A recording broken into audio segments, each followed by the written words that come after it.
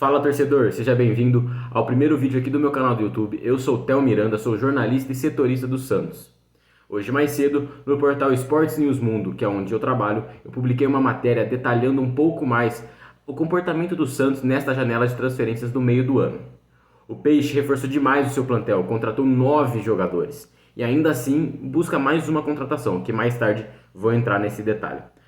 Os principais alvos do Santos foram veteranos para trazer um pouco mais de experiência para esse momento delicado e complicado que o Santos vive na tabela do Campeonato Brasileiro, mas também aproveitou mercados alternativos e muitas vezes jogadores que estavam livres no mercado, após fim de contrato com alguns de seus clubes.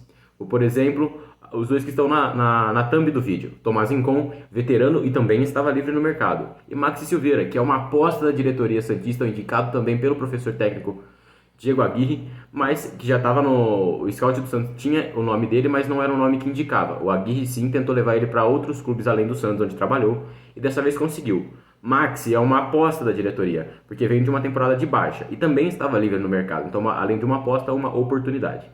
Vou detalhar um pouco mais para vocês quem são os veteranos, quem foram os nomes contratados e quais foram as apostas que a diretoria fez. Vou olhar aqui para baixo porque são 9 nomes e é capaz de eu esquecer alguém, né? O Santos contratou na ordem de chegada, tá bom? O lateral esquerdo, Dodô, o volante, Jean Lucas, o atacante argentino, Julio Furt, o zagueiro, João Basso, volante, Nonato, outro volante, Tomás Rincon, o lateral direito, Júnior Caissara e os atacantes, Maximiliano Silveira e Alfredo Morelos, o último chegado. O Santos ainda busca um defensor, porque o seu zagueiro canhoto titular, Alex Nascimento, teve uma fratura no tornozelo e provavelmente vai ficar de fora do restante da temporada. O zagueiro canhoto já era uma prioridade do Peixe no mercado, porém tentou a contratação do zagueiro Emiliano Vargas, do Milionários da Colômbia, porém o zagueiro, após realizar os exames médicos, constatou uma lesão na coxa, fazendo com que o Peixe desistisse da negociação, da contratação, e ficando refém de tentar o Alex. Messias já atuou pela esquerda e não vingou, digamos assim. Joaquim tentou também, não funcionou. E o Basso se firmou do lado direito. Então preferiram pôr o Alex canhoto do lado esquerdo. Porém, com a lesão do camisa 31, acho que do Santos, o Alex, que é um menino da Vila, revelado pelo clube, teve passagem nas categorias de base do Fluminense, mas subiu pelo Santos. Com a lesão dele, o Santos vai atrás no mercado. Muitos nomes sendo especulados, ainda não vou trazer para vocês porque eu não tenho a informação do nome definitivo, de quem realmente o Santos está vivo no mercado, quem o Santos realmente está interessado. Assim que fechar a contratação, quem chegar, se chegar alguém, eu gravo um videozinho aqui para vocês explicando a contratação, explicando como joga o jogador, tempo de contrato e muito mais.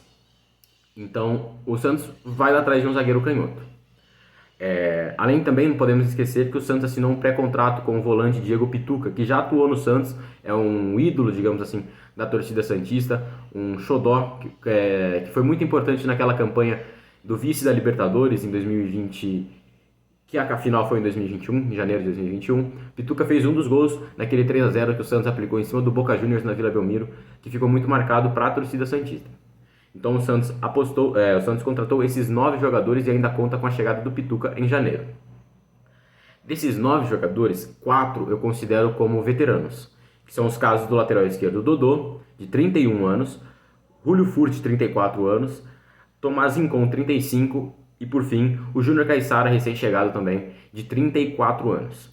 O Santos aproveitou para reforçar o seu plantel com experiência, porque no momento como esse que o Santos vive, tentando buscar uma fuga de um rebaixamento inédito no Campeonato Brasileiro, a experiência, um jogador maduro, ele pode ser muito importante, tanto para aguentar, para suportar a pressão do momento, como para dar suporte aos mais novos, caso de, por exemplo, Marcos Leonardo, David Washington, que estava até pouco tempo atrás no Santos, o Ângelo, que saiu no meio do ano. Se tivessem jogadores mais experientes ao seu redor, era capaz de serem potencializados e conseguirem ajudar ainda mais o Peixe. O Santos buscou esses caras. Eu acho que dessas contratações, o Furt já mostrou um resultado em campo, foi decisivo no jogo contra o Grêmio após uma boa partida do Soteldo, sem dúvidas, mas é um jogador que me agrada, tenho gostado bastante dos momentos dele em campo pelo Peixe. Tomás Rincon, outro que já se mostrou importantíssimo, se mostrou um bom jogador, vem melhorando muito a saída de bola do Santos, que antes quem fazia principalmente era o Rodrigo Fernandes, que ficava encarregado, porém o Rodrigo não tem uma qualidade tão grande no passe quanto o Tomás Rincon, e a saída de bola do Peixe foi potencializada, e aqueles sustos, aquele medo que a torcida santista sentia Quando o Santos começava aqueles toquinhos de bola, de vai para Gabriel Inocêncio ou o João Lucas, toca pro João Basso, toca pro João Paulo, e fica o Santista fica aquele medo que o Santos vai perder a bola em algum momento, com a chegada do Rincon, aquilo deu uma melhorada, uma amenizada na situação, uma tranquilidade maior para jogar. O Rincon, para mim, um grande jogador, um dos grandes nomes da janela santista. E por fim, o Caiçara ainda não teve tantas oportunidades, estreou contra o América Mineiro. O Caiçara ficou muito tempo fora dos gramados. O contrato dele com o Basak Serrir se encerrou no começo do ano e desde então ele vem treinando apenas por conta própria. É um santista declarado, então é uma aposta da diretoria santista, tá bom?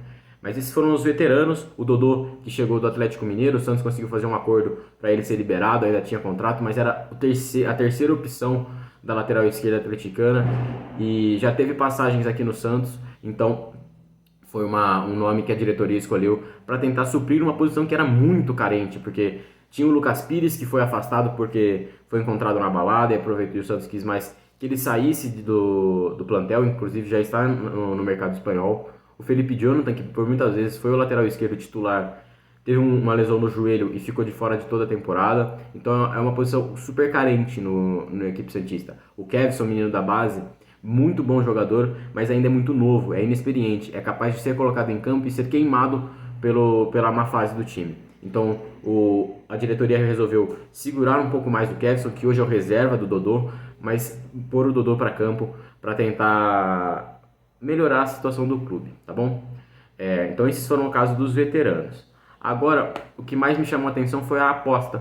Não sei se isso vem do scout do Santos ou se vem das próprias indicações, tanto do Galo quanto até mesmo do coordenador técnico anterior, o Falcão, ou se vem do próprio Rueda. Não sei de quem vem essas indicações, mas o Santos explorou muito mercados alternativos. O Santos buscou o volante Nonato por empréstimo do Ludogorets da Bulgária, que chegou, fez poucas aparições, ainda não se destacou tanto, é mais uma opção do que uma realidade no Santos atualmente. É uma variação técnica, uma variação tática. Então, foi na Bulgária buscá-lo, tentou o zagueiro Júnior Alonso do Krasnodar, mas o campeonato mexicano também foi um foco muito grande do Santos. O Santos contratou o atacante Julio Furch, argentino, que é ídolo do Atlas do México, que foi muito bonito as homenagens que o clube, que a torcida prestaram a eles, o chamando de imperador, escrevendo textos belíssimos nas redes sociais em homenagem a ele, fazendo despedida, retirando ele de campo no minuto 9, que era o número de sua camisa lá no Atlas, o Furt, que hoje veste a camisa 11 no Santos, que gerou um certo rebuliço aí, digamos assim, na torcida santista, mas para mim sem problema, se você jogar bem o número, se ele não for um número bizarro, por exemplo, você botar a camisa 10 num zagueiro, tudo bem. Se você jogar bem, a torcida vai cair nas tuas graças e vai apoiar o número da camisa assim. No mercado mexicano, o Santos também contratou um ex-Necaxa, equipe mexicana também.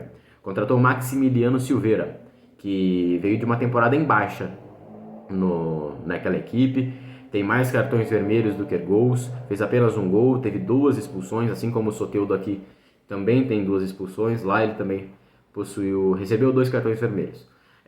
O Silveira teve um destaque nacional no início da carreira, ele é uruguaio, foi revelado numa equipe uruguaia e se destacou no campeonato nacional, e com isso despertou interesse de outros mercados, como por exemplo o mexicano, porém lá ele não teve tanto sucesso.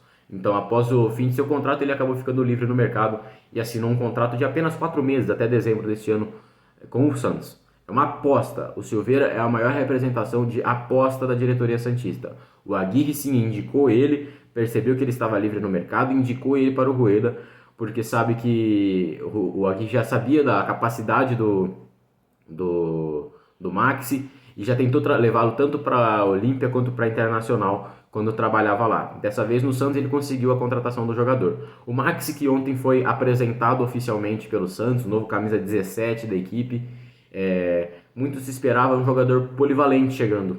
Porém, ontem na entrevista ele deixou muito claro que ele quer ser o camisa 9 da equipe, não o número, né? A posição, o centroavante. E no esquema que a gente joga hoje, nosso centroavante é o Marcos Leonardo, que é um centroavante definido, não vai sair do time, até só sai, não vai sair da equipe titular, tô querendo dizer, bem provável que no final do ano acabe sendo transferido para uma equipe europeia, mas num esquema com 2 centroavantes, se ele atuar, não tem o menor problema em ser ele, até porque ele disse que gosta de ser um centroavante que se atuar em dupla, aquele que fica mais atrás, flutuando e criando mais as oportunidades para o seu parceiro finalizar. E o Marcos é um grande finalizador, então se tudo der certo, pode ser que Maxi Silveira e Marcos Leonardo formem uma grande dupla.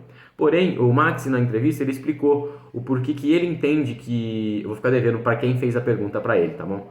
Ele explicou o porquê que ele acredita que ficou devendo no Campeonato Mexicano. E ele explicou que lá ele foi escalado muitas vezes como um ponta, que não é a sua posição de origem, e ele fala volante, mas em espanhol o volante é o nosso meia armador, é o nosso camisa 10. Então ele foi escalado como meia e como ponta, e poucas vezes na sua posição de origem, que é a de centroavante. Com isso, ele acredita que ficou para trás, mas acredita que cresceu na posição, que aprendeu a se virar em outras regiões e que pode sim ajudar muito, chega pra, como disse ele, chega para agregar no elenco santista, tá bom? Outro meio que o Santos apostou foram os jogadores livres no mercado. Eu vou ler agora para vocês os nomes que chegaram no Santos que estavam livres no mercado. Tomás Rincon, volante, que ficou livre no mercado após fim de contrato com a Sampdoria da Itália. Júnior Caissara, que estava livre no mercado, santista declarado, livre no mercado após o fim de contrato com o Basak Serrir. O Maxi Silveira, que estava livre no mercado após o fim de contrato com o Necaxa.